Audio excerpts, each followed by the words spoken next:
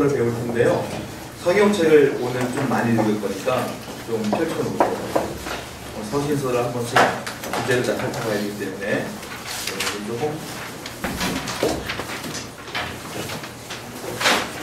자, 나눠드린 걸 보시면 제가 그 내용 전개에 대한 부분을 나눠드렸을 거예요.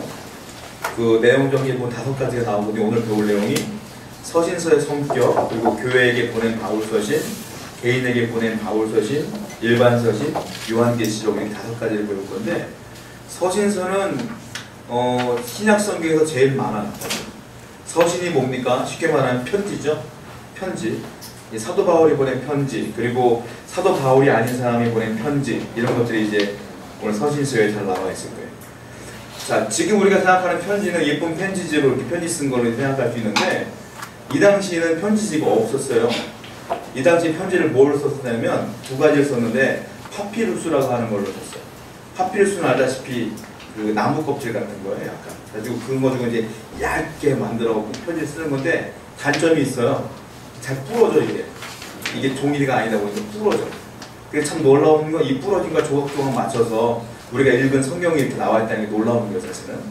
그리고 또 하나는 양피지라는 걸 사용하는데, 그 양의 가죽을 가지고 편지를 쓰는 거예요. 근데 생각해 보세요. 종이 같은 경우야 뭐 이 정도만 성경이 다 들어가지만 조그맣게 글 쓰면 양피지가 아무리 얇아도 두껍잖아요. 로마서 같은 경우 16장이 있다고. 16장이면 양피지가 이렇게 써야 돼. 그리고 또 나머지 서신서까지 하면 2만이면 이걸 다 잃어버리지 않고 하나님의 은혜 가운데 우리가 읽을 수 있다는 게 또 은혜예요. 이렇게 불편해요. 편지를 보내는 게 사실은. 그걸 다 들고 가는 거니까 편지를 보낼 때. 근데 왜 이렇게 굳이 사도 바울은 편지를 자주 썼느냐? 정답은 하나예요. 뭐냐면 하나님을 너무 사랑하니까, 예수님 너무 사랑하니까 이 예수님을 전하고 싶어서 그 불편함을 감수하며 편지를 쓴 게 사도 바울이에요. 그러니까 이것이 사도 바울의 사랑이 묻어있다 라고 보시면 되고, 자, 서신서는요 요한계시록을 빼면 21권이에요. 여기 성경에. 그리고 요한계시록을 포함하면 22권입니다.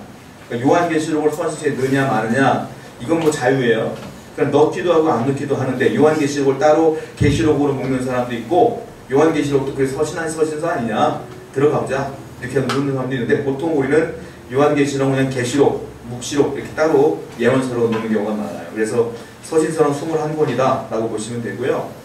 신약이 몇 권입니까? 정확하게 27권 중에 서신서가 21권이라고 보시면 돼요.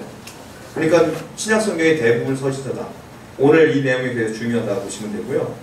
서신서 가운데 그리고 이제 바울 서신이 몇 권이냐면 나중에 읽겠지만 바울 서신이 13권이에요. 13권이고 일반 서신이 9권이에요.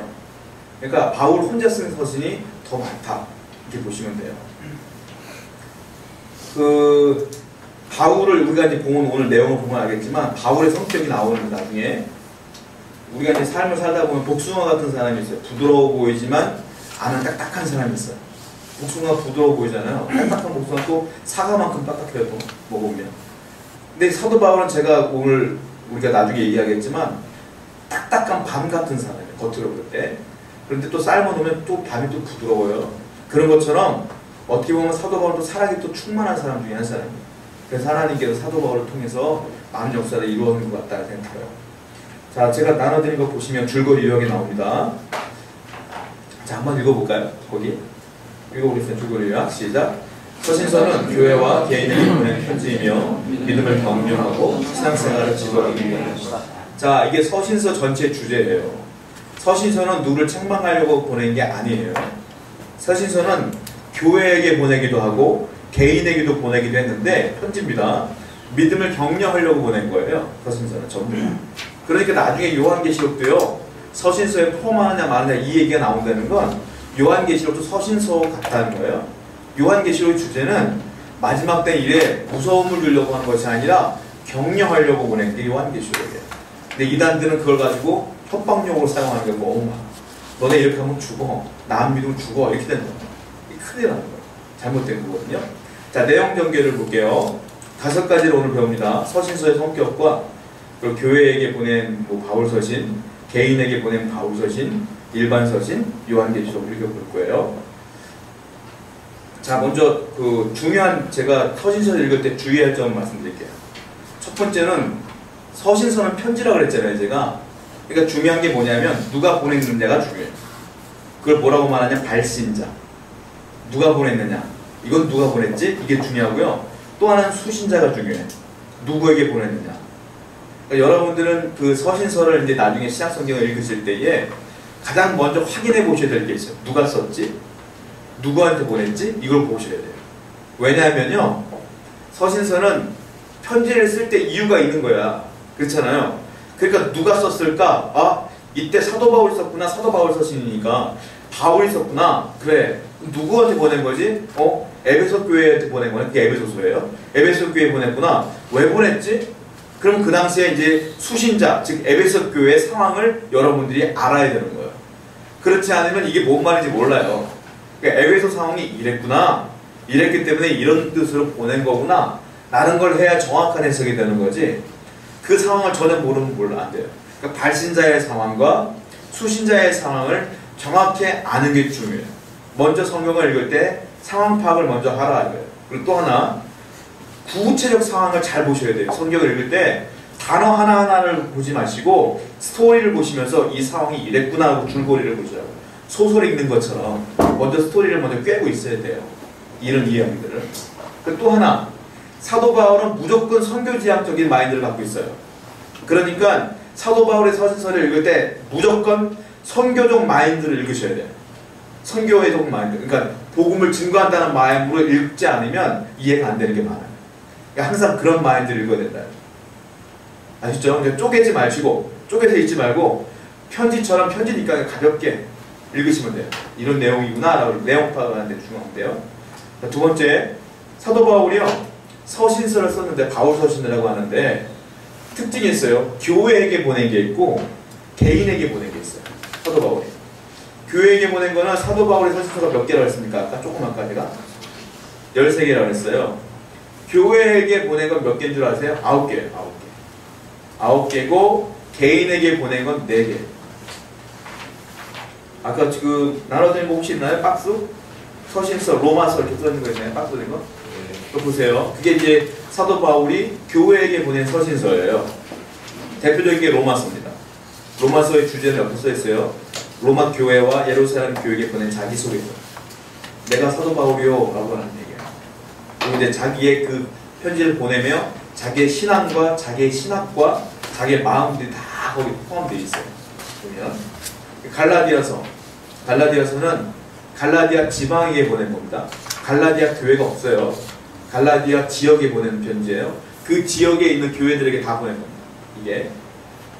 그러니까 어느 그 갈라디아 지역에 있는 교회들에게 가면 다 모여서 목회자 이제 보는 거예요. 본도들이. 교회를 어지럽히는 율법주의를 논하는 이야기가 없고 율법 얘기가 많이 나와요. 그래서 고린도 전서와 고린도 후서는 그 고린도 교회에 보낸 건데 고린도 교회에 문제들이 발생돼서 분란이 일어났어요. 그래서 그거를 사도 바울이 여기서 말하는 게 하나가 돼야 된다. 우리 주의 은혜 가운데 하나 된 사람들이다. 그리고 사랑장이 고린도서 13장에 나오잖아요. 사랑은 오유하고 오래 참고 이렇게 쭉 나오잖아요. 그러니까 또 분열하지 말고 사랑하자. 이런 내용들이 쭉 나오는 거예요. 그리고 고린도 교회에 문제들이 많이 있었는데 뭐 분쟁도 있었고 성도들끼리 음행 문제도 있었고 소송도 하고 이런 아주 복잡한 교회였던 거예요. 그래서 그런 문제들을 쭉쭉쭉 이야기하면서 풀어주는 내용이다. 에베소서는 이제 옥중서신이라고 하는데 옥에 쓴 거거든요. 에베소 교회에 쓴 거예요. 여기서 보면 이제 그리스도인의 위치와 삶과 영적 전쟁을 다루고 빌립보서도 옥중서신인데 고난 가운데 빌립보서의 주제를 말하면 기쁨입니다. 기쁨. 기뻐해라, 기뻐해라, 기뻐해라, 기뻐해라. 계속 기뻐해라가 이제 빌립보에서 나와요. 골로새서는 비밀. 자기만 알고 있는 것 같은 비밀을 얘기하는데 그 비밀이 예수 그리스도다. 이게 그 비밀에 대한 이야기가 많이 나와요. 내가 이제 비밀에 대한 이야기 해줄게. 그럼 호기심을 막 자극하고 알고 보니까 그 비밀이 예수님이더라. 이 얘기를 쭉 하고 그런 거예요. 데살로니가 전후서는 신약 성경에 유일하게 재림 문제가 나오는 곳이 데살로니가 전후서. 여기 후서에 보면은 재림 문제가 전서에 보면 재림 문제가 나와요. 신약 성경에 보면 재림 문제가 거의 없거든요.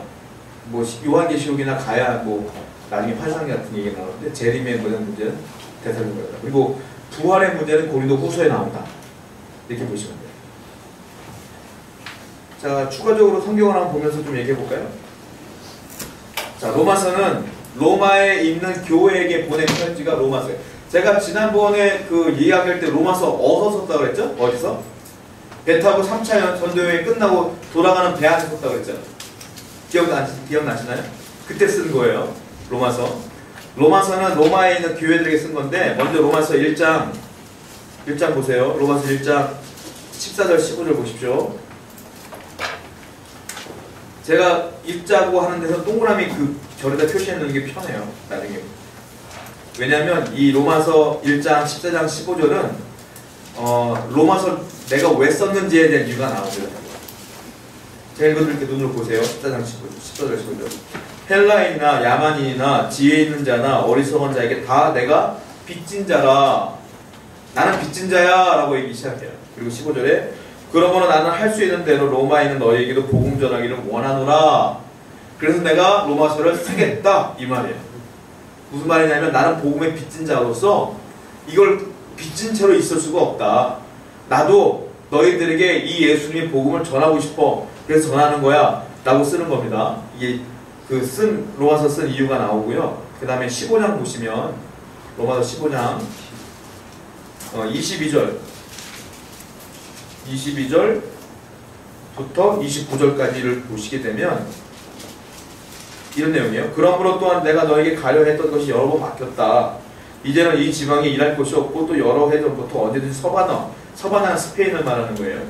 서바나로 갈 때에 너희에게 가기를 바라고 있었으나 이는 지나가는 길에 너희를 보고 먼저 너희와 사귐으로 얼마나 기쁨을 가진 후에 너희가 그리로 보내주기를 바랍니다. 그러나 이제 내가 성도를 섬기는 일로 예루살렘에 간다.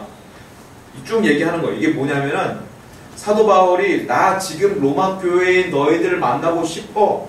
그런데 지금은 갈 수 없어. 그 이유가 뭐예요? 아까 읽었던 것 중에 25절. 난 예루살렘으로 가는 거야. 왜냐하면 사도 바울이 유럽에서 복음을 증거하다 보니까 예루살렘이 가뭄이 있었어요. 그 예루살렘 교회인들이 어려움을 당한다는 얘기를 듣고 그 유럽에 있는 교회들이 헌금을 했어요. 구제헌금. 그래서 사도 바울이 구제헌금을 다 받아다가 예루살렘에다 갖다 줘야 돼. 그러니까 지금 가고 싶지만 지금 일단 헌금 갖다 주고 가야 되니까 못 가겠다. 이 얘기를 좀 하고 있는 거예요. 지금 로마서에. 내가 로마에 가지 못하는 이유에 대한 이야기를 쭉 하고 있는 거예요. 알다시피 이게 3차 여행 배 타고 가는 그 가운데 이 얘기를 쓰는 거란 말이에요. 도착해서 예루살렘에 구제헌금을 드리고 알다시피 거기서 붙잡혀요. 사도 바울이. 결국은 로마 교회로 못 가는 상황이 되는 거야. 근데 하나님의 은혜로 옥중에서 재판받은 나중에 이탈리아로 가죠.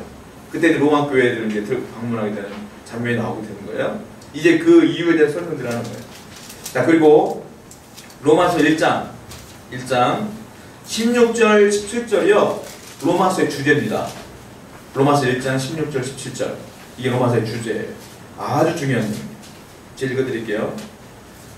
주제니까 한번 읽어볼까 같이. 로마서 1장 16절 17절 한번 같이 읽어봅시다. 시작.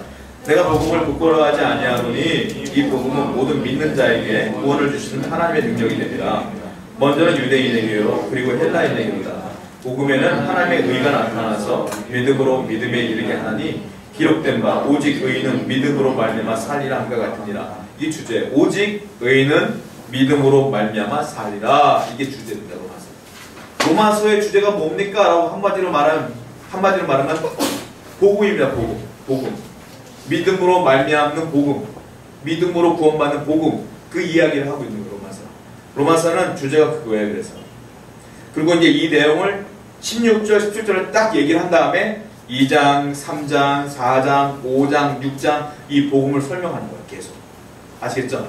그래서 주제를 딱 던져놓고 설명을 계속하는 게 이제 로마서가 진행되는 상황인 거예요. 로마 교인들에게 자세하게 복음이 뭐다, 구원은 어떻게 받는 거다, 이 얘기를 쭉쭉쭉쭉 해나가는 거예요. 이게 로마서의 주제다 라고 보시면 되고, 그리고 1장부터 11장까지는 크게 주제로 말하자면 로마서 1장부터 11장은 예수님 믿음으로 구원받는 도리에 대한 얘기가 나와요. 그러니까 예수를 믿어야 구원받아 이 얘기가 나와요. 1장부터 11장 다시 말씀드려요. 1장부터 11장은 예수 믿음으로 구원받는 도리 이 얘기가 나오고, 근데 하반절에 보면 12장부터 16절 12장부터 16장은 뭐냐면 그럼 예수 믿은 사람들의 도리, 예수 믿은 사람들 이렇게 살아야 돼 라는 게 나옵니다. 1장부터 11장은 어떻게 예수 믿는지, 예수 믿음으로 구원받는 도리, 구원받는 건 예수를 믿어야 돼 이야기가 좀 나오고, 그렇다면 너희가 믿는다면 12장부터 16장 어떻게 살아야 될까? 예수 믿는 크리스찬들의 살아가는 사람들의 도리, 이 얘기가 좀 나오죠. 그 얘기가 나오는 거예요.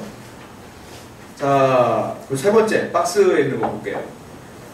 이것이 전부 다 아까 큰 박스에 있는 거는 사도 바울이 교회에게 보낸 편지고요, 개인에게 보낸 편지가 있어요. 자기가 사랑하는 동역자들에게. 그게 대표적인 게 뭐냐면 디모데 전서, 디모데 후서. 바울이 제일 마지막 쓴 게 디모데 후서예요. 디모데 후서 쓰고 죽어요. 디모데 전서, 디모데 후서, 그 디도서. 이 디모데와 디도는 목회자입니다. 사도 바울이 그 제자로 사랑하는 아들과 같은 사람들이에요. 또 하나가 뭐냐면 빌레몬서예요. 빌레몬은 사도 바울의 친구입니다. 왜 썼냐면 그 옥에서 만난 빌레몬의 종이 있어요. 그 종의 이름이 오네시모예요. 오네시모가 빌레몬의 돈을 훔쳤어요. 옥에 가뒀거든요. 근데 거기서 사도 바울을 만나고 한 곳에 들어가 바울이 뭐 하겠어? 앉혀놓고 맨날 세뇌시키는 거예요. 예수님으로. 그래갖고 그 도둑이 변화돼요. 그래갖고 근데 오네시모를 통해서, 야, 오네시모 괜찮은 애다 만나보니까 네가 주인이니까 좀 놔줘라. 내가 얘를 통해서 일할 게 많다. 하고 빌레몬에게 편지를 쓰는 거예요. 근데 빌레몬도 되게 재밌어요. 알겠지만. 자, 이게 개인에게 보낸 사도 바울의 편지고요. 일반 서신은 사도 바울이 쓰지 않은 것, 뭐 하는 게 일반 서신이에요. 대표적인 게 히브리서. 히브리서는 정확한 저자를 몰라요. 아직도. 정확히 누가 썼습니다라고 말할 수 없어요. 뭐 바울이 썼다는 얘기도 있긴 한데 그건 다 소리고, 정확하게 누가 썼습니다라고 말하는 게 없어요. 문체가 좀 비슷하긴 뿐이지. 히브리서. 또 하나는 야고보서. 그 초대교회 리더였던 야고보가 쓴 겁니다. 예수님 형제 야고보. 제자 야고보가 아니라 형제 야고보가 쓴 거예요. 야고보서. 야고보서의 주제는 알다시피 뭐 믿음의 실천, 행함이 없는 믿음은 죽었다, 이런 얘기도 나오고, 그리고 이제 히브리서 같은 경우는 구약을 계속 인용하면서 예수님을 그 대제사장, 멜기세덱의 반차를 따른 자라고 표현하면서 구약의 장막, 성막, 제사 이런 것들을 비교하면서 오늘날 그러나 예수님은 이러이러하고 이렇게 했다. 비교하는 거예요. 구약과 신약을. 베드로 전서와 베드로 후서는 그 아시아와 갈라디아 지역에 있는 흩어져 있는 신자들에게 쓴 겁니다. 그 사람들을 너희들이 지금 교회를 떠나서 어려움을 당하고 있지만 악한 마귀가 공격하더라도 힘을 내라, 이겨내라, 이렇게 격려하려고 쓴 거예요. 그리고 이제 요한 1, 2, 3서는 사도 요한이 쓴 거고요. 하나님의 사랑이 주제입니다. 그 유다서 같은 경우는 영적 전쟁이 나와요. 영적 전쟁이 나오는 것이 유다서고. 요한계시록은 다섯 번째 요한계시록을 보면, 요한계시록은 그 사도 바울이 나중에 유배를 당하면서 반모섬에 유배를 당해요. 거기서 이제 자연사하게 되죠. 사도 바울이, 아니 사도 요한이. 그리고 죽으면서 어떤 걸 보게 되면 환상을 보게 되는데, 그 당시의 배경이 중요해. 그 배경이 뭐냐면 로마가 황제 우상 숭배를 했어요. 황제가 신이다 이렇게 얘기하면서 황제를 섬겨라. 근데 그 와중에 교회가 위기를 닥친 거예요. 교회는 하나님을 섬겨야 되는데 황제를 섬기라고 하니까 어려움을 당하잖아요. 근데 그 배경을 가지고 요한이 반모섬에 유배가 됐고 그 가운데 하나님이 그래서 위로하시기 위해서 환상을 보여주신 거예요. 그러니까 이게 마지막 때에 대한 이야기가 아니라고. 그 당시 로마 시대에 대한 이야기란 말이에요. 그러니까 메시지를 제가 주제를 말씀드리면 이런 얘기예요. 로마에 대한 얘기입니다. 악이 아무리 날뛰어도 역사하시는 하나님의 손에 다 있는 거다, 그게 아직도. 그러니까 때가 되면 악은 다 심판될 것이고 성도는 다 구원받을 거야. 너희들은 그 어렵지만 로마로부터 힘든 일을 당하지만 결국 구원받을 거야. 그러니까 너희들이 할 것은 믿으면서 참으면서 인내하면 하나님이 구원해 주실 거야 라고 하는 경고의 메시지가 아니라 위로의 서신이다. 이 경고가 아니에요. 이게 위로하는 거예요. 이게. 그래서 구조가 나오는데 일곱 인이라는 구조가 나오고 일곱 나팔 이야기가 나오고 일곱 대접이 나오는데 결국은 다 해피엔딩이에요. 저거 다. 그러니까 니들 이렇게 잘 어렵고 힘들어도 괴로워도 힘들어도 참고 기다려. 막 666도 나오고 말이잖아. 그게 그렇게 어려울 거야. 환란이 있을 거야. 그렇게 핍박이 있을 거야. 그걸 참고 기다리고 인내하면 다 구원받아. 이 얘기를 하고 있는 거거든요. 근데 막 사람들이 그거 막 협박하고 경고하고 이러니까 문제가 돼요. 너는 그렇게 보시면 안 되고 요한계시록도 위로의 서신으로 바라보셔야 돼요. 내가 이렇게 인내하면 되는구나 하는 거예요. 조금 더 자세히 볼게요. 자, 로마서 12장은요 아까 말씀드렸잖아요. 1장부터 11장은 그리스도를 믿고 구원받는 도리를 얘기했다고 했잖아요. 12장부터는 세상을 본받지 마십시오. 그리고 이렇게 사십시오 라고 얘기하면서 시작되는 겁니다. 여러분 세상 본받으시면 안 돼요. 이제 예수 믿는 사람 이렇게 살아야 돼요. 그래서 12장 15절 보세요. 로마서 12장 15절. 즐거워하는 자들과 함께 즐거워하고 우는 자들과 함께 울라. 이제 예수 믿는 사람들은 즐거워하는 사람과 함께 즐거워하고 슬퍼하는 사람들과 함께 울면서 위로해줘야 된다. 이렇게 얘기하고 있는 거예요. 슬퍼하는 사람들 욕하지 말고 비난하지 말고 같이 위로해줘라. 이 말하고 있는 거고 12장 18절. 할 수 있거든 너희로서는 모든 사람과 더불어 화목하라. 예수 믿는 사람은 화목해야 돼. 이 말하는 거예요. 제가 지금 엑기스만 딱 얘기하는 거예요. 화목해. 분열을 일으키지 마. 싸우지 마. 이 얘기 계속하는 거고 13장 넘어가면 13장의 주제는 그거예요. 국가 얘기 갑자기 국가, 나라 이야기. 국가에 너가 속한 국가를 사랑해라. 이 말이에요. 너가 속한 나라를 사랑해라. 그 나라도 하나님이 허락하는 것이야. 그 얘기하는 거고 14장을 넘어가면 야 믿음으로 행해. 믿음이 약한 자를 핍박하지 마라. 믿음이 약하다고 우습게 여기지 마라. 약한 자면 약한 자를 위로하는 마음으로 네가 양보도 할 줄 있어야지. 그 얘기를 쭉 하는 거예요. 사도 바울이. 그리고 14장 8절 보세요. 14장 8절. 자, 우리가 살아도 주를 위하여 살고 죽어도 주를 위하여 죽나니 그러므로 사나 죽으나 우리가 주의 것이로다. 막 흥분해서 고백하는 거예요. 사도 바울이 이 얘기를 했어요. 야, 예수 믿으면 이렇게 살아야 되는 거야. 그래서 우리가 살아도 주를 위해 살고 죽어도 주를 편지 쓰다 보면 감격이 격해질 때 있잖아. 이 격해진 거야 지금. 막 그렇게 고백하면서 이렇게 아름다운 고백을 합니다. 사도 바울이. 15장 넘어가면서 로마인에게 얘기하는 거예요. 나는 너희들을 보고 싶어. 정말 보고 싶어. 그날 갈 수가 없으니 어떡해. 이 얘기들을 뭐 안쓰러운 마음으로 계속 15장을 이야기하고 있는 거고요. 16장은 나중에 자기가 정말 보고 싶은 사람 25명을 쫙 나요. 내가 정말 보고 싶거든. 그 중에 이 사람이 더 보고 싶어. 25명을 쫙 얘기해. 여기 보면 사람 얘기가 16장에 쭉 나오거든요. 그러면서 뭐라고 말하냐면 내가 지금 배 안에서 이 편지를 쓰는데 내가 당장 로마로 못 가니까 내가 베베라고 하는 여인에게 이 편지를 싸서 줄게. 너희들 이걸 보고 잘 읽어라. 그 얘기를 하는 거예요. 나중에 난 죽어도 간다. 결국 사도가 죽어. 베베라는 여자가 여기서 나옵니다. 이게 로마서의 내용이에요. 자, 그 다음에 두 번째 고린도전서를 볼까요? 고린도전서는 고린도 교회의 문제점 한마디로 말하면 분열입니다. 분열. 아주 그냥 패가 엄청나게 많았어요. 이파, 뭐 개바파, 바울파, 뭐 바나바파 쫙 나눠져 있었어요.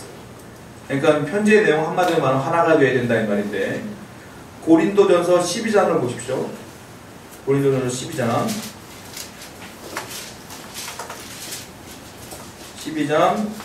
13절. 여기서 어떤 이야기를 하냐면 하나가 돼야 돼라고 말하면서 비유한 게 한 몸 이야기를 해요. 자, 12장 13절 한번 읽어보세요. 시작. 우리가 유대인이나 헬라인이나 종이나 자유인이나 다 한 성령으로 세례를 받아 한 몸이 되었고 또 다 한 성령을 마시게 하셨느니라. 우리는 한 몸이야. 이 얘기를 이제 시작하는 거예요. 고린도전서에서. 그리고 1장 11절. 고린도전서 1장 11절.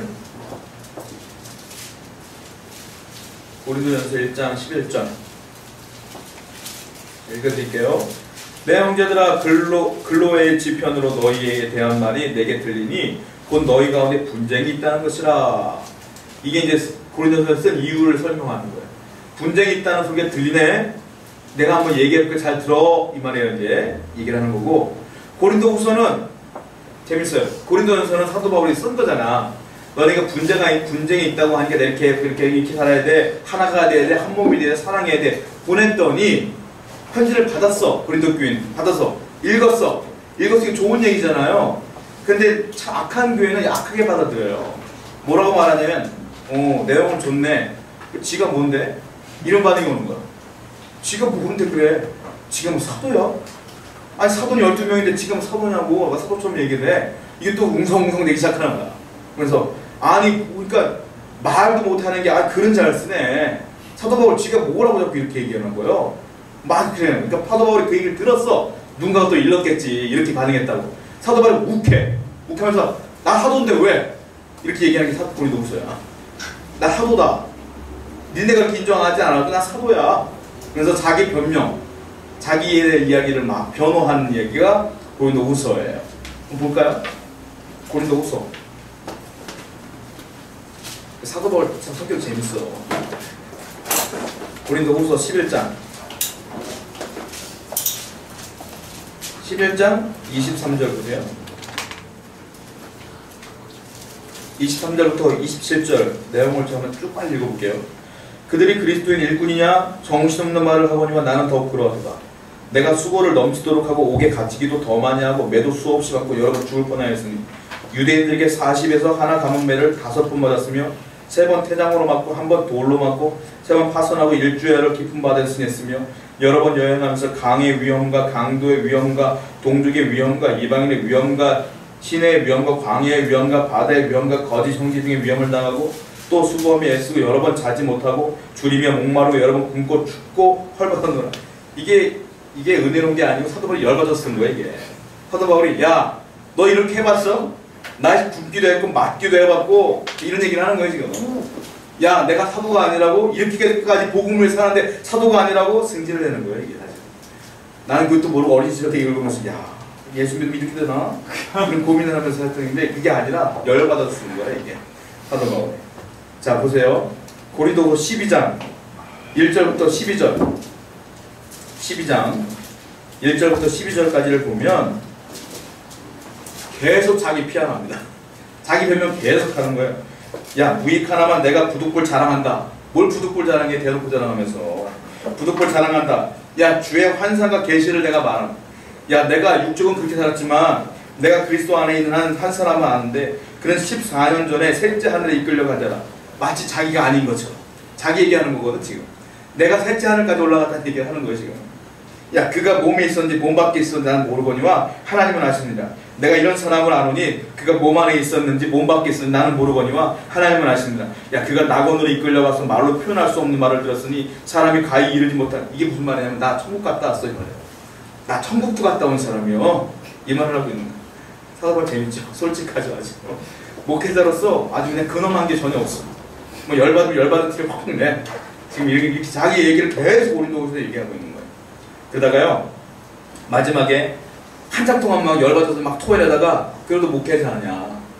은혜로운 말로 끝냅니다. 고린도후서 13장 13절 보세요. 유명한 축도문이 여기 나와요.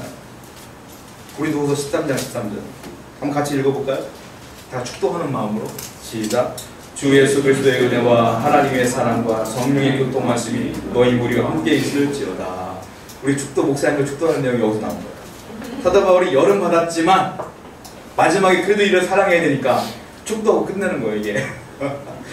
그래도 고린도후서는 고린도전서랑 내용이 좀 많이 달라요. 자기 얘기가 많습니다. 여러분들이 보면서 야 사도 바울은 천국도 갔다 왔고 뭐 이랬는데 사도 바울이니까 그런 거고 여러분들이 이거 도전받으면서 나도 천국 보내달라고 하면 안 돼요. 자 그 다음에 갈라디아서를 볼게요. 갈라디아서는 자유에 대한 이야기야. 자유. 이거 그 루터는 뭐라고 말하냐면 자유의 대헌장이다. 갈라디아서는 그렇게 표현을 했어요. 자유에 관한 얘기가 많아요. 자유하라 자유하라 막 이런 얘기가 많았거든요. 갈라디아 지방에는 문제가 있었습니다. 어떤 문제가 있었냐면 이상한 복음들이 굉장히 많았어요. 예수님 외의 복음들이 굉장히 많았어요. 그래서 사도 바울이 화가 여기까지 치밀어 오릅니다. 화도 잘 내. 화가 치밀어 올라서 야 예수님 외에는 복음이 아니야 라고 쓴 게 갈라디아서. 이게 볼까요? 갈라디아서 1장 10절입니다. 제가 한번 읽어볼게요. 이제 내가 사람들에게 좋게 하랴 하나님께 좋게 하랴 사람들에게 기쁨을 구하랴 내가 지금까지 사람들에게 기쁨을 구하였다면 그리스도의 종이 아니니라. 유명한 말이죠. 야 내가 사람에게 좋게 하랴 하나님께 좋게 하랴 나 하나님께 좋게 할 거예요. 왜냐? 그분이 내 영혼을 책임지실 분이니까 이 얘기를 하는 거예요. 갈라디아에. 그리고 막 이것도 얘기할 때 그냥 얘기하는 게 아니에요. 이 편지 내용에 느낌이 있잖아. 열받은 거야. 이것도 승질난 거야. 야 하나님을 믿어야지 뭐 엉뚱한 걸 믿어? 그래서 소리를 막 버럭버럭 지르는 거야. 그 얘기하는 거야 지금. 그러면서 막 얘기하는데 막 다시는 종의 멍에를 매지 마. 구원받았으면 끝난 거지. 자꾸 종의 멍에를 매. 예수의 복음만으로 만족해. 막 이런 얘기를 쭉 나와요. 자, 갈라디아서 1장 6절 보세요. 6절부터 12절까지를 보면 갈라디아서를 쓴 이유가 나오는 거예요. 6절부터 12절. 야, 내가 보니까 7절 말씀 보니까 6절 말씀 보니까 그리스도의 은혜로 너희를 부르신 이를 이같이 속히 떠나. 금방 떠났네. 내가 전도했더니 이 말이에요. 다른 복음을 따르는 것을 내가 이상하게 여긴다. 그러면서 7절에 다른 복음은 없나니 다만 어떤 사람들이 너희를 교란하여 그리스도의 복음을 변하게 하랍니다. 이 얘기를 쭉 해나가는 거예요. 왜 다른 복음을 믿어? 왜 하나님 떠났어? 그렇게 하면 안 돼. 그러니까 이 갈라디아서는 갈라디아 지방이 잘하고 있었던 게 아니에요. 그러니까 바울이 지금 여기 불이 나오는 거예요. 그렇게 힘들게 복음을 전했더니 금방 속히 떠나버린 거야. 그러니까 다시 돌아와라 이 얘기를 하고 있는 거예요. 자, 갈라디아서 2장을 보세요. 2장 11절이에요. 바울이 또 자랑해요. 뭐라고 하냐면 2장 11절 보세요. 이거 되게 재밌거든요. 같이 한번 읽어보시죠. 2장 11절 시작. 게바가 안디옥에 이르렀을 때에 책망받을 일이 있기로 내가 그를 대면을 책망하였느니라. 야, 내가 누군 줄 알아? 나 베드로 책망한 사람이요. 이 말이야 지금. 내가 베드로가 마음에 안 들었어. 내가 그래서 베드로 붙잡아놓고 대면하여 내가 책망했던 사람인데 내 말 좀 들었으면 좋겠어. 다른 복음 없어. 이 얘기하는 거예요 지금. 사도 바울은요 자기에 대한 자존감이 굉장히 높아요. 아주. 자, 그리고 갈라디아서 2장을 보세요. 16절부터 20절입니다. 갈라디아서 2장 16절 20절. 이게 쭉 내용이 어떤 내용이냐면 이게 주제예요 사실. 갈라디아서에서 이 얘기를 하려고 쓴 거예요 사실. 2장 16절부터 20절 이 얘기예요. 6절만 하면 아니요 16절이죠.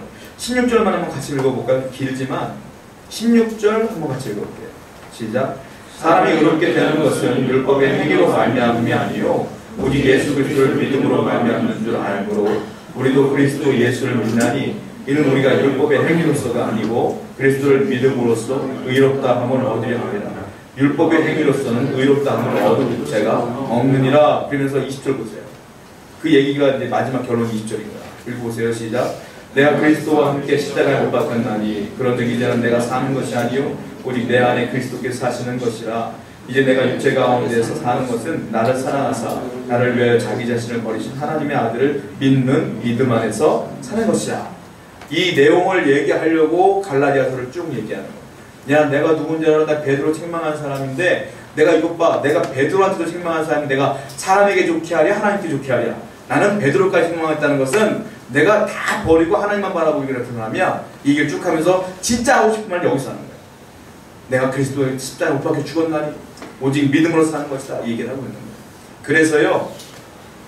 그리고 갈라디아서 5장까지 봤고요. 5장 1절. 그 얘기를 쭉 하는 거예요. 그래서 네가 만약 예수를 믿는다면 이렇게 해야 돼 라는 거예요. 5장 1절 읽어드릴게요. 그리스도께서 우리를 자유롭게 하려고 자유를 주셨으니 그러므로 굳건하게 서서 다시는 종의 멍에를 내지 마라. 우리 주님을 믿는 것은 네가 죄에서 구원받아 자유를 주게 하기 위함인데 뭐 매일같이 자유함을 얻고 또 지었던 멍에를 또 지고 하나. 이제 그건 끝났으니까 이제 자유해라. 이 얘기를 계속하는 거예요. 왜냐? 다른 복음을 전했던 그 이방신들은 계속 회개하라고 했던 것 같아요. 계속. 그러니까 뭐라고 할까? 어떤 내용이 정확히 저는 알지 못하지만 이들에게 이 자유함을 뺏었던 것 같아요. 그리스도를 믿음으로 구원받는 자유함. 그래서 그 사도 바울이 얘기했던 것 같아요.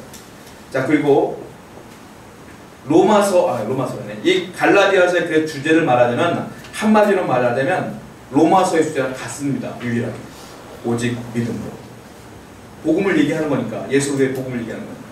자, 로마서와 갈라디아서는 주제가 같아요. 여러분 그렇게 아셔야 돼요. 복음을 제대로 알고 싶으면 로마서를 읽으세요. 그리고 갈라디아서도 읽으세요. 그럼 복음을 알 수가 있는 거예요. 갈라디아서 로마서의 주제가 뭐라고요?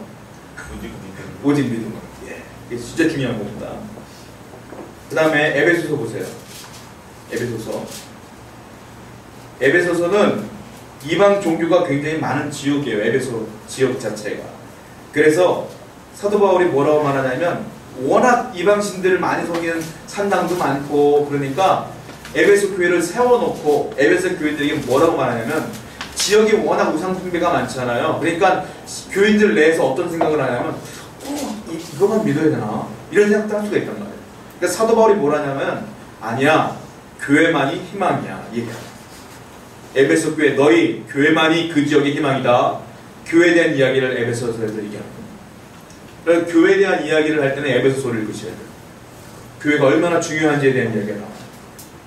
그리고 에베소와 함께 쌍둥이 서신서라고 불리는 그 서신서가 있거든요. 무슨 아시겠어요? 골로새서. 골로새서와 에베소서는 주제가 비슷해. 똑같진 않지만 비슷해요. 어떤 내용이냐면은 에베소서는 야 놀라운 비밀을 만든 공동체가 뭔 줄 알아? 이게 여기 질문을 해요. 놀라운 비밀을 만든 공동체가 뭔 줄 알아? 바로 교회야. 이게 주제야. 놀라운 비밀을 만든 공동체는 교회다. 교회가 중요하다는 거예요. 골로새서는 뭐냐면 그러면 아까 말했던 그 비밀은 뭔 줄 알아? 비밀은 그리스도야. 이게 에베소서와 골로새서는 같이 읽어야지 이해가 돼요. 비밀을 만든 공동체는 교회다. 에베소서. 그 비밀은 예수님이다. 이 골로새서. 그러니까 비밀에 대한 이야기가 에베소서와 골로새서에 등장을 하니까 두 개를 한꺼번에 읽어야지 이해가 빨라요. 한 장 읽기 힘든데 어떻게 두 권을 한꺼번에 읽습니까? 짧으니까 읽으면 돼요. 그냥 읽으시면 돼. 이건 묶어서 읽으셔야 돼. 그래야지 이해가 편하다. 자, 에베소서 1장을 보세요. 1장 23절.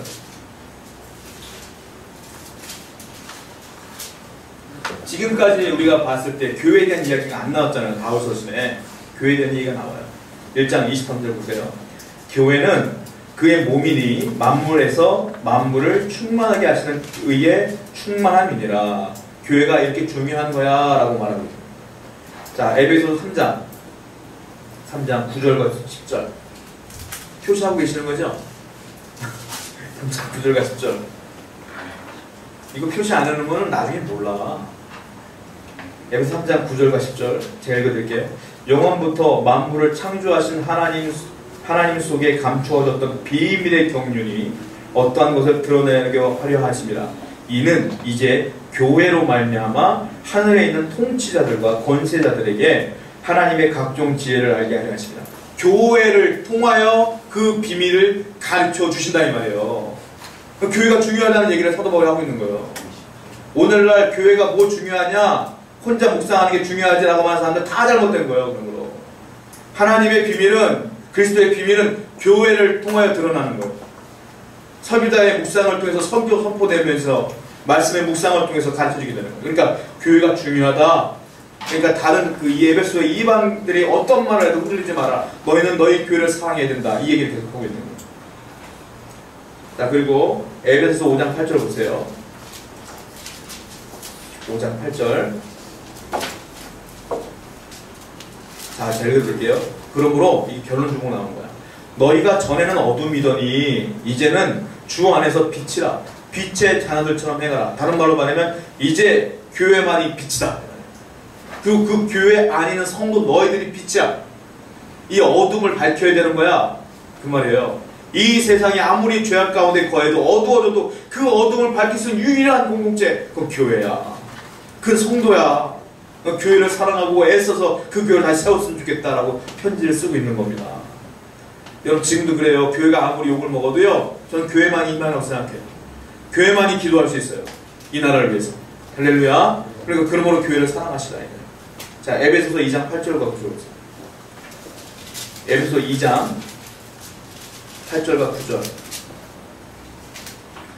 그럼 말하는 거예요. 야, 교회가 빛이 되고 너희가 빛이 된 이유는 무엇 때문에 됐다 이 얘기가 나오는 거예요.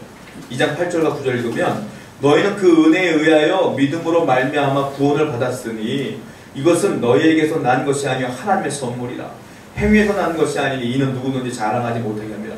자, 교회가 빛이 된 이유 그리고 너희가 빛이 된 이유는 뭐냐면 바로 은혜로 말미암으며 그 은혜는 너희가 믿음으로 내려진 거야. 믿음으로 너희는 의인이 된 거고 믿음으로 너희가 빛이 된 거야. 그러니까 행위로 된 게 아니야.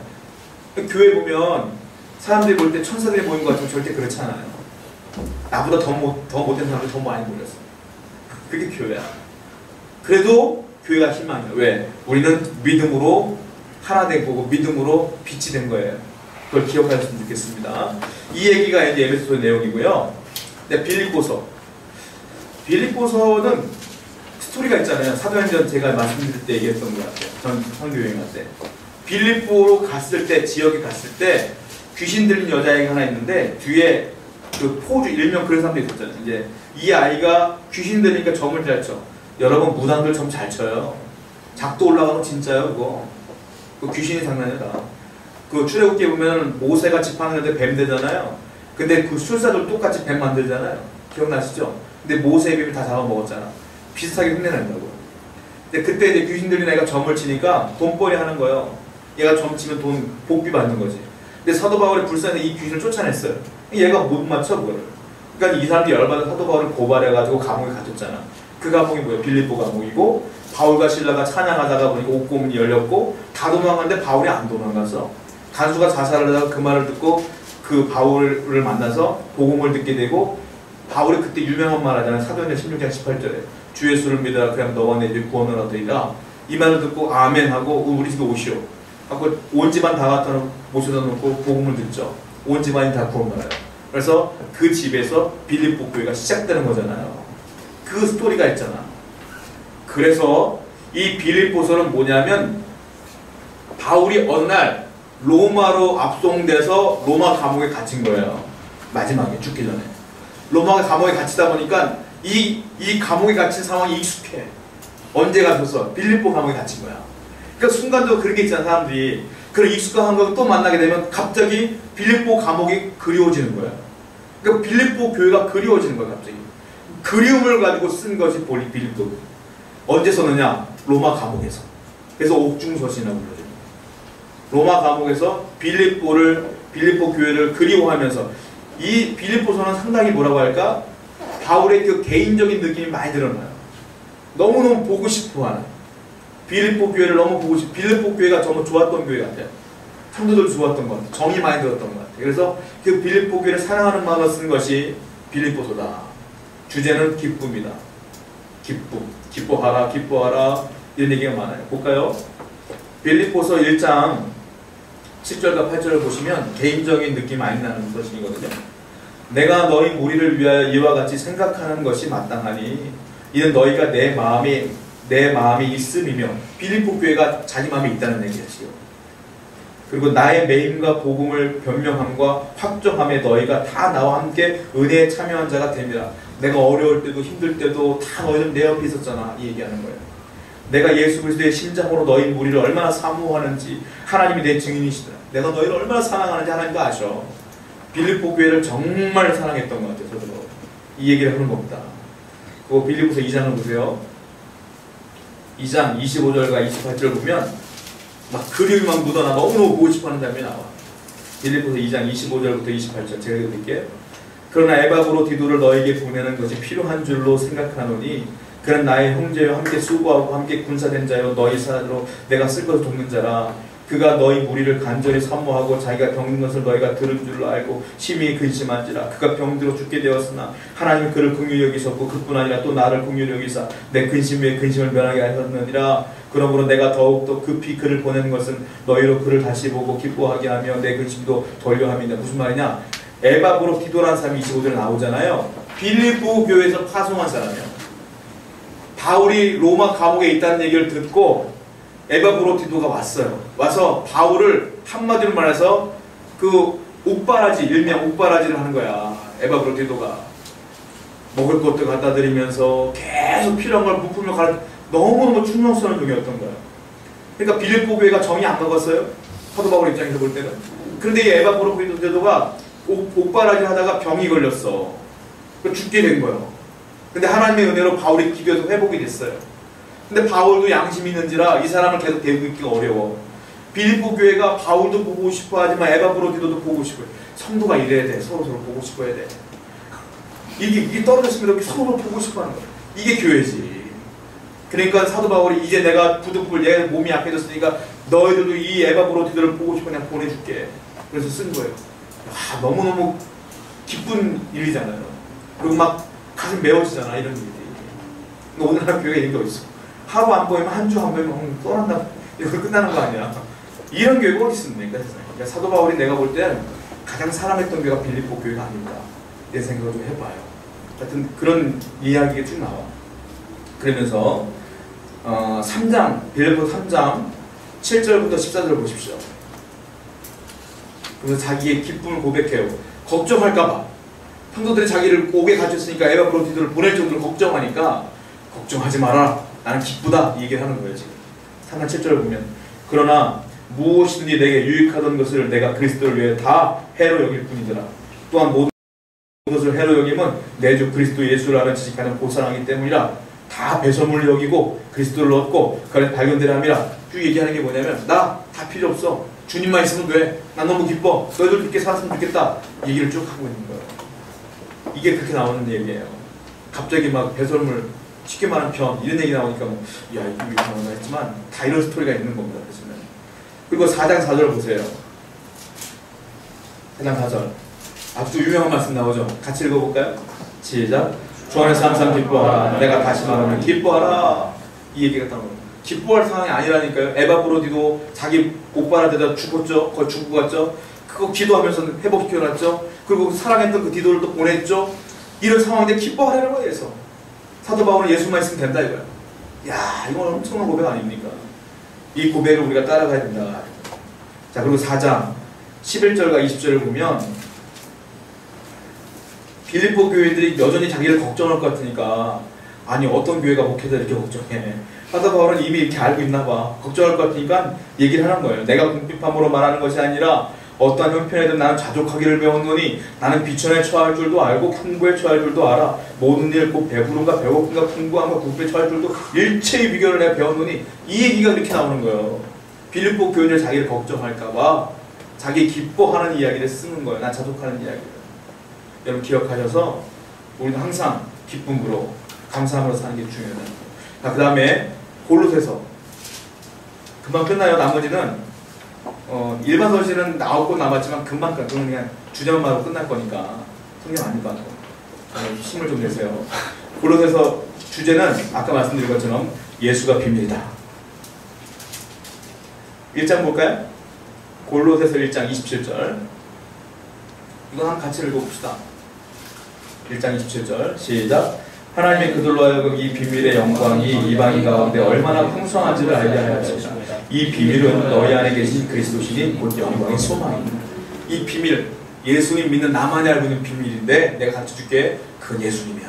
얘기하고 있는 거예요. 여러분들은 비밀을 소유하고 있는 분들이에요. 이거는 세상 사람들은 모르는 비밀이요. 얼마나 감사합니까 여러분. 이 비밀은 예수님입니다. 그리고 데살로니가전서 이것도 재밌는 얘기인데 데살로니가전서는 자 퀴즈를 내볼까요? 50%니까 데살로니가전서는 나쁜 교회였을까요? 모범적인 교회였을까요? 찍어봐요 한번. 네? 아주 모범적인 교회였어요. 데살로니가 교회. 아주. 그래서 제가 한번 설명드렸잖아요. 칭찬받는 교회예요. 그래서 디모데를 통해서 야 얼마나 칭찬되냐 한번 듣고 와봐봐. 그게 시켰다 그랬잖아요. 데살로니가 교회. 그래서 이제 데살로니가 교회를 갔더니 너무 주위 사람들이 교회를 칭찬하는 거예요. 그래서 사도 바울이 디모데를 통해 듣게 돼요. 그래서 기뻐요. 너무 기뻐. 그래서 기쁜 마음으로 흥분해서 편지를 쓰기 시작한 게 데살로니가 전서예요. 자, 데살로니가 전서 1장 4절부터 8절을 보면 칭찬합니다. 사도 바울이 교회를. 야 하나님의 사랑을 받은 형제들아 너희를 택하심을 아노니 이는 우리 복음이 너희에게 말로만 이른 것이 아니라 또한 능력과 성령과 큰 확신으로 된 것입니다. 우리가 너희 가운데 너희를 위하여 어떤 사람이 된 건 너희가 아는 바와 같으니 또 너희는 많은 환난 가운데서 성령의 기쁨으로 말씀을 받아 우리가 주를 본받은 자가 되었으니 그러므로 너희가 마게도냐와 아가야에 있는 모든 믿는 자의 본이 되었느니라. 칭찬해주고 있는 거예요. 교회가 더 괜찮은 교회였던 것 같아요. 칭찬을 막 해. 그러다가 보니까 사도 바울이 제가 말씀드리지만 흥분을 잘해. 이 사람이 편지를 쓰고 칭찬을 막 쓰다 보니까 기분이 좋아지면서 흥분을 막 하다가 나온 게 재림 얘기야. 갑자기 흥분하다가 갑자기 재림 얘기가 툭 튀어나와. 볼까요? 4장 보세요. 4장. 데살로니가 4장. 4장 14절부터 17절. 갑자기 막 칭찬을 막 하다가 기분이 좋아지니까 안 해도 될 얘기를 쭉 해버린 게 재림 얘기야. 읽어드릴게요. 14절. 우리가 예수께서 죽으셨다가 다시 살아나심을 믿을진데 이와 같이 예수 안에 있는 자들도 하나님이 그와 함께 데리고 오시리라. 우리가 주의 말씀으로 너희에게 이것을 말하노니 주께서 강림하실 때까지 우리가 살아남아 있는 자도 자는 자보다 결코 앞서지 못하리라.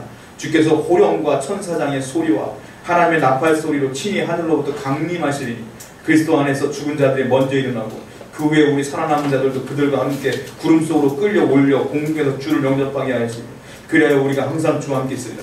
이게요, 사도 바울이 막 딱 쓰다가 이것도 참 하나님의 은혜야. 사도 바울이 흥분하지 않았으면 재림 얘기 안 나왔을 거예요. 이게 흥분하다가 이 재림 얘기를 딱 하는 거야. 그러니까 편지를 보다가 이 데살로니가 사람들이 사도 바울의 듣지 못한 얘기를 듣는 거야. 늘 예수님 부활 사건까지 들었는데 이 재림 얘기는 안 들어봤거든. 근데 편지 얘기 쓰니까 오해를 하는 거예요.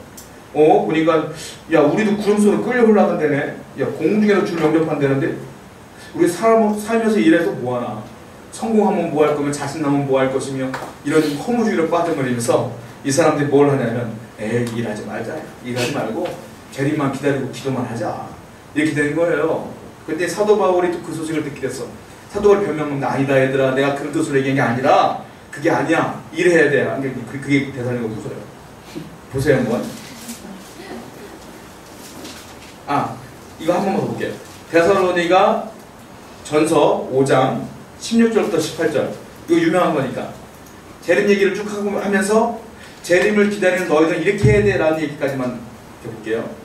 항상 기뻐하라, 쉬지 말고 기도하라, 범사에 감사하라. 이것이 그리스도 예수 안에서 너희를 향한 하나님의 뜻이니라. 이것이요, 재림을 기다리는 그리스도인들이 살아가야 될 방식을 얘기하는 거예요. 너희들 재림을 기다릴 때 이렇게 기다려야 되는 거야. 항상 기뻐해, 쉬지 말고 기도해, 범사에 감사해.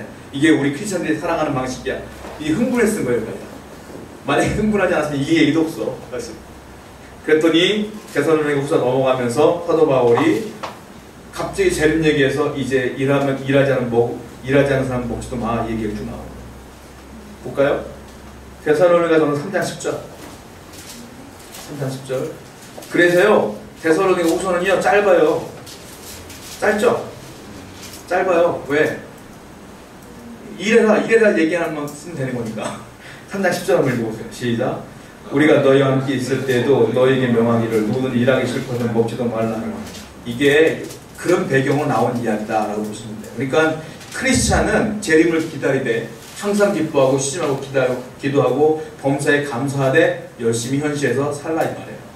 열심히. 그게 사도 바울이 가르칩니다. 그리고 디모데전서를 볼까요? 디모데전서는 바울에게는 영적인 아들 두 명이 있어요. 첫 번째 한 사람은 디모데, 두 번째 사람은 디도. 영적인 아들이에요. 두 사람. 디모데는 에베소 교회 담임 목사예요. 에베소 교회를 세우고 사도 바울이 디모데야 놀러 와봐. 내가 교회를 세웠으니까 이 교회 나는 또 선교여행 가야 되니까 이 교회에 맞춰서 목회해라. 그리고 에베소 교회 담임 목사를 앉혀서 가요. 그리고 디도야 내가 그리스 섬에서 복음을 전했는데 야 너 미안하지만 섬까지 와서 여기서 네가 목회를 했으면 좋겠다. 그리고 그리스 섬에 목회자 앉혀서 복음 전도로 가는 거예요.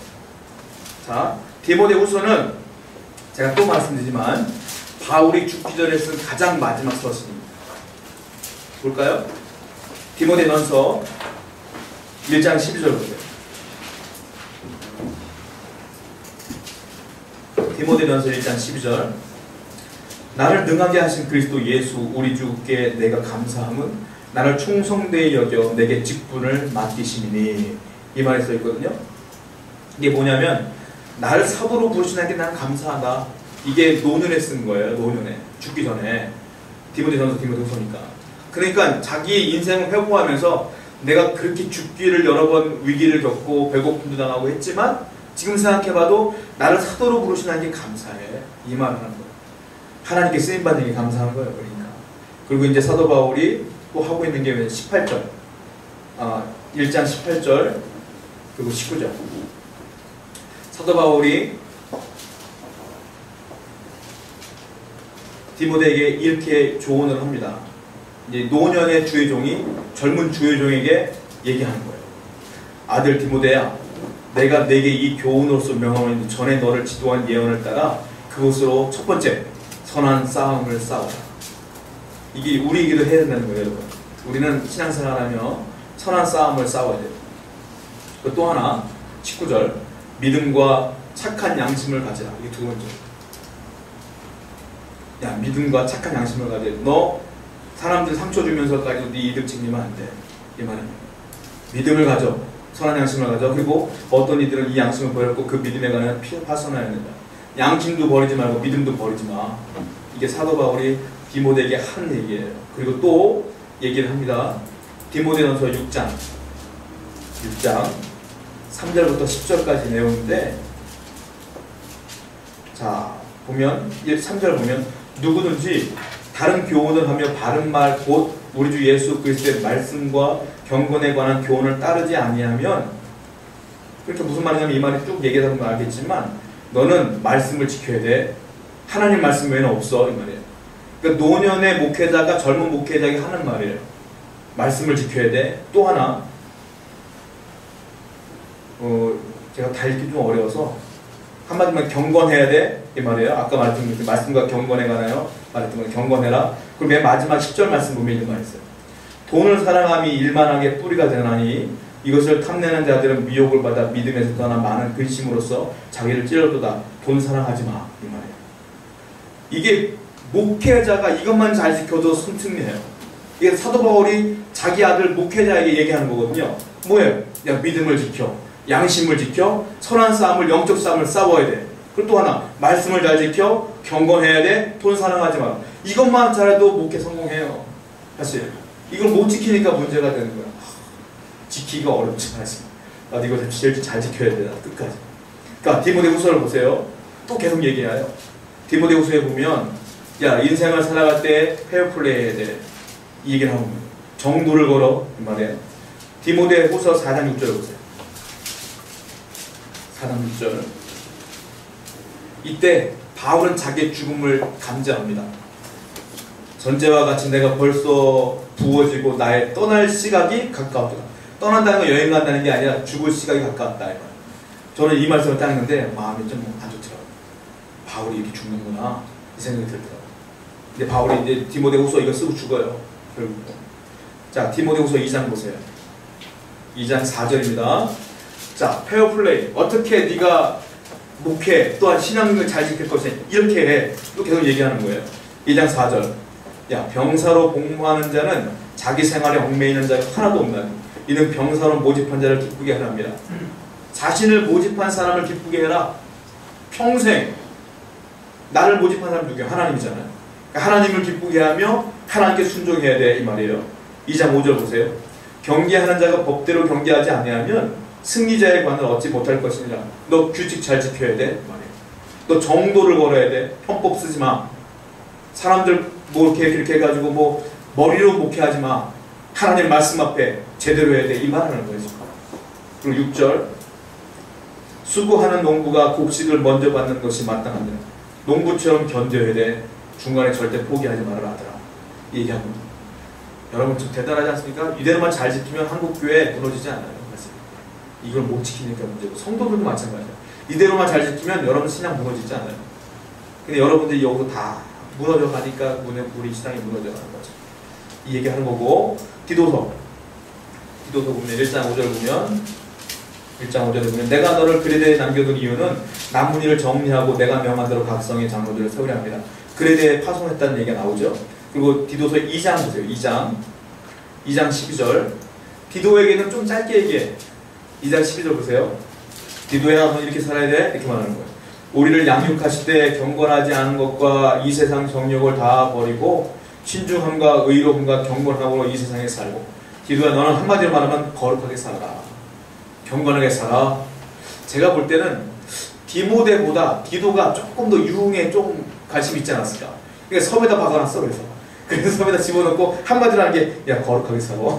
이거만 끝이야. 약간 좀 디도가 조금 노는 거 즐거워하지 않았을까 이런 생각을 좀 해봐요. 혼자 개인적으로. 이거는 뭐 검증된 건 아니고 여하튼 요거 하나 끝냅니다. 그리고 빌레몬서를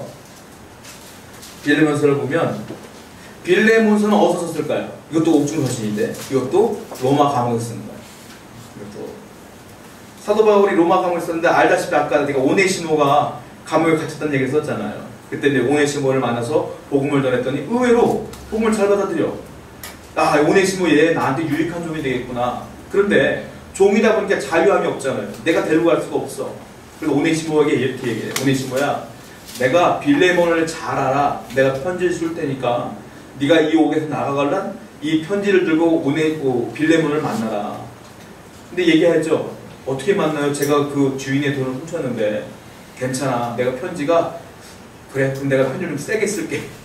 편지를 세게 써. 빌레몬 쓰면 세게 쓰고 그래갖고 아마 빌레몬이 놔줄 거야. 빌레몬 착한 애야. 그래갖고 오네시모가 편지를 들고 가요. 그래갖고 편지를 주고 빌레몬에게부터 자유함을 얻게 되는 그 얘기에 빌레몬서 볼까요? 좀 재밌는 얘기가 많이 나오거든요. 1장 보세요. 1장 빌레몬서 1장 한 분이 없으니까 1장 1절부터 18절까지 내용인데 중간에 보세요. 자, 1절 보세요. 수신자가 나와 그리스도 예수를 위하여 갇힌 자 된 바울과 및 형제 디모데는 우리의 사랑을 받는 자요 동역자인 빌레몬에게 보내겠다는 거예요. 이게 빌레몬가. 그리고 이제 10절 보면 갇힌 중에 낳은 아들 오네시모를 위하여 내게 간구하노라. 오네시모를 이제 아들로 칭해요. 영적인 아들로. 11절 그가 전에는 내게 무익하였으나 이제는 나와 내게 유익함으로 내게 그를 돌려보내노니 그는 내 신복이라. 그를 내게 머물러 있게 하여 내 복음교회 갇힌 자 중에서 네 대신 나를 섬기게 하고자 하나 다만 네 승낙이 없이는 내가 아무것도 하기를 원하지 아니하노니. 마치 여기까지 예의 발라요. 너가 좀 승낙을 해줘야 되지 않겠냐? 내가 데려가도 좀 그렇잖아. 이게 하는 거예요.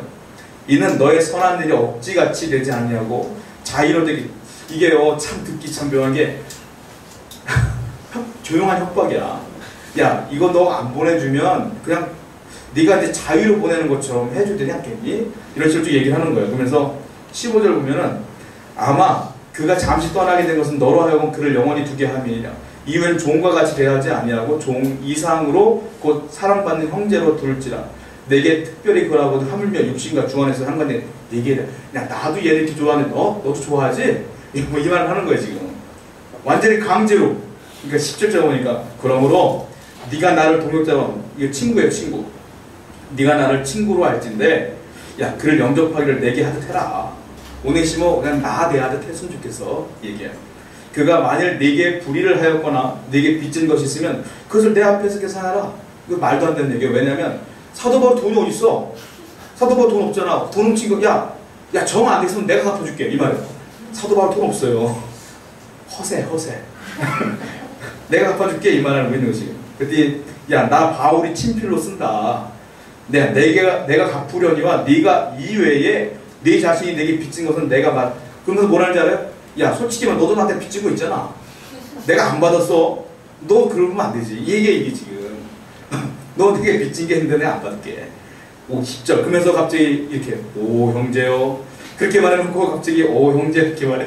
오 형제요 나로 주 안에서 너로 말미암아 기쁨을 얻게 하고 내 마음이 그리스도 안에서 평안하게 하라. 그리고 21절 보니까 반강제야. 나는 네가 순종할 것을 확신한다. 네게 썼느니 내가 말하는 것보다 더 행할 줄 알아. 완전 협박 아닙니까 이거? 이거 듣고서 사도 바울을 매우 듣고 안 보내줄 수가 있겠어요? 결국은 놔줘요. 오네시모가 사도 바울의 영적인 아들이 됩니다. 아 재밌어요. 이걸 그런 식으로 바라보면 진짜 재밌는 거예요 이게. 자 그리고 히브리서는 예수님이 구약과 비교하면서 야 구약의 율법이 있었지? 이렇게 얘기하면서 그 멜기세덱의 반차를 따르신 새 제사장이 있어. 그분이 예수님이야 얘기하는 거예요. 그러면서 뭐라고 하는 거냐면은 예수님이 구약보다 더 좋은 약속이야. 이게 주제야. 예수님이 더 좋은 약속이다. 이게 히브리서예요. 그러니까 예수 믿어 이제 다시 구약이 얽매이지 마 이 말이에요. 그리고 야고보서는 야 믿으면 말로만 쫑알쫑알 대지 말고 행동을 해. 행함이 없는 믿음은 다 죽은 거예요. 제가 수요일에 설교할 때 말씀드렸잖아요.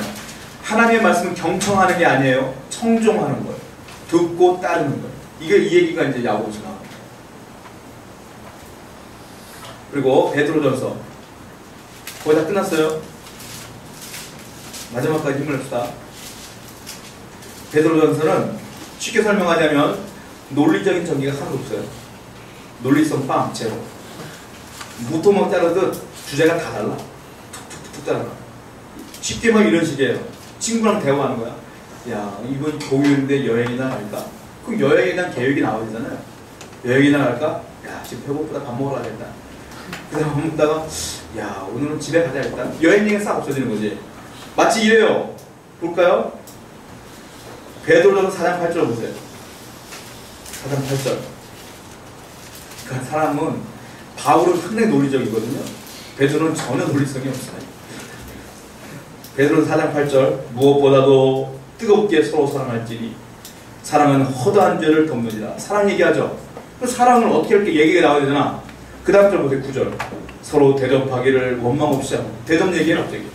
대접하기를. 10절. 대접 얘기를 해야 될 거 아니야?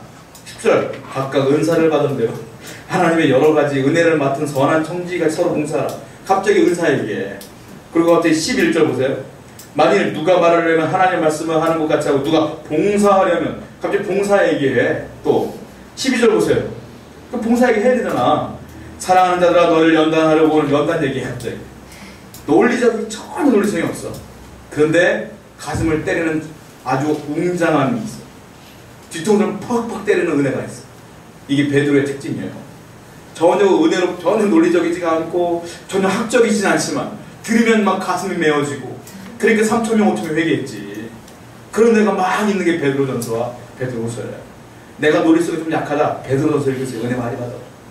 근데 논리성 있는 사람은 이게 뭔 얘기야? 이게 지금 갑자기 뭐 사람 나는 어떻게 사랑할 거가 궁금한데 갑자기 대전 얘기라고 앉아있고 이렇게 될 수 있으니까 이게 다 하나님의 은혜가 있어. 자, 그리고 요한 1, 2, 3서는 요한이 쓴 거예요. 사도 요한. 주제는 사랑이에요. 자, 요한이 예수님 만난 것을 기록한 것은 요한복음. 아시겠어요? 요한이 예수님 만난 것을 기록한 게 요한복음. 그리고 요한이 예수님의 사랑을 편지로 보낸 게 요한 1, 2, 3서. 다 예수님 얘기예요. 예수님 만난 이야기는 요한복음이요. 예수님의 사랑을 편지로 전한 것이 요한 1, 2, 3서고, 그리고 요한이 반모섬에서 예수님 만난 환상을 보고 쓴 게 요한계시록. 아시겠죠? 쉽죠? 정리가 너무너무 쉽죠.